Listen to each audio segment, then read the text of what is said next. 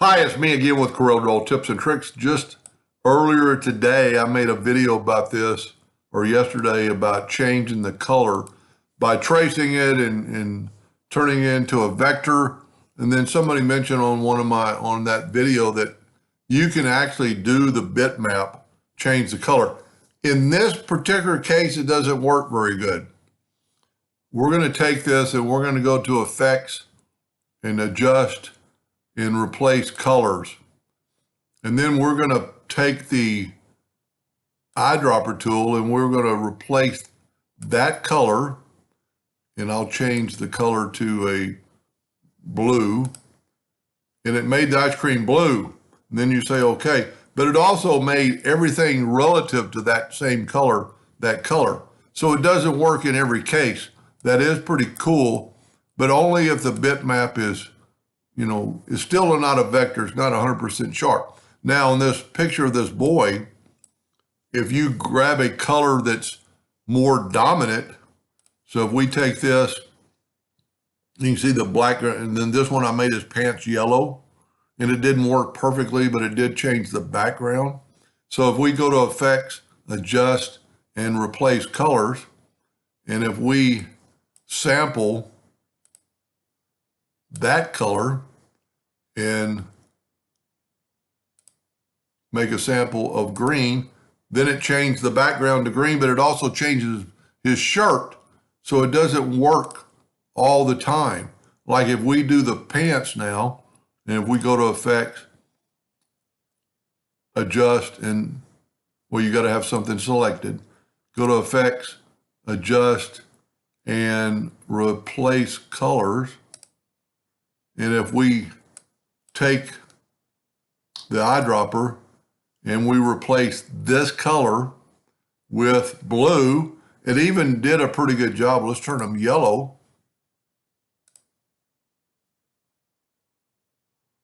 Well, let's get the eyedropper and get this yellow. See, it changed his pants. It took away the shadow. So in this case, it actually did work pretty well. Then you would go okay. But what I'm saying is if you're picking a color that's somewhat the same, it's going to change all the colors. And it's still a bitmap.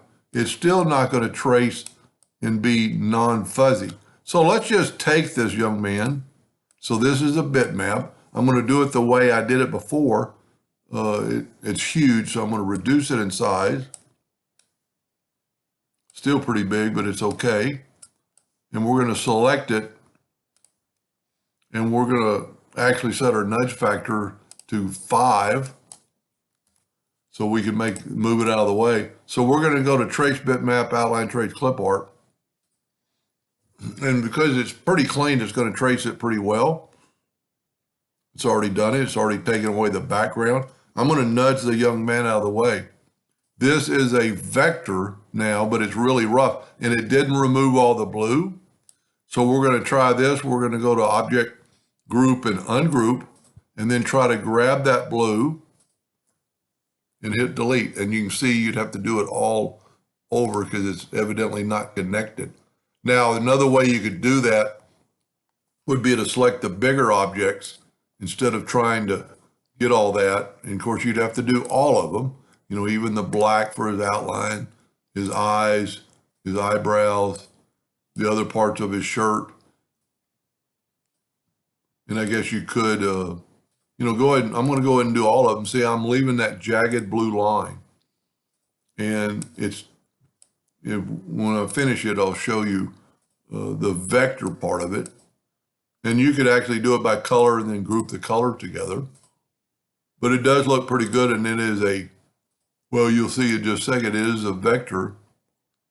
Like if instead of painstakingly removing all these lines, we can just nudge over the other colors.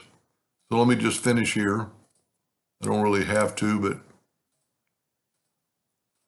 just real quick, I'm not even watching my hands. I'm just keeping my hands on the right arrow key. And when I clicked on the color, but see, it's getting the different shades. And at this time, you could, see, it didn't take away the green of his shoe. It didn't take away the shadow.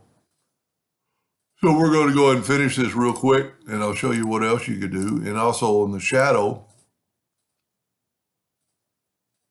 well, see, the shadow is probably part of that blue, so you don't really want to do that. I must have hit the green.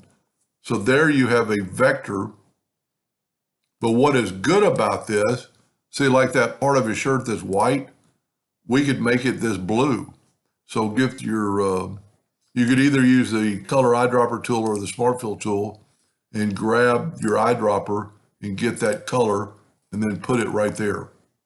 And then at this time, you could change a lot of things because it's a vector. If you wanted to make his mouth bigger, of course, what you'd have to do in this case is take that away, move his mouth where you want it, and then go, let's get the smart fill tool set on with the eyedropper. We'll use that color there and put it in here, and then that way it fills that in. But if we look real close, that is sharp vector line. Now there's a few places you could go back and fix with the shape tool. You could grab these nodes and delete those nodes, and you're going to get a smoother look. But you could totally change it. And well, there's that actually, that blue, I must have nudged it twice. I think that viewer, I knew it did that, but it's not perfect, and it's still a bitmap. Anyway, I hope that helped a little bit. Thank you for watching.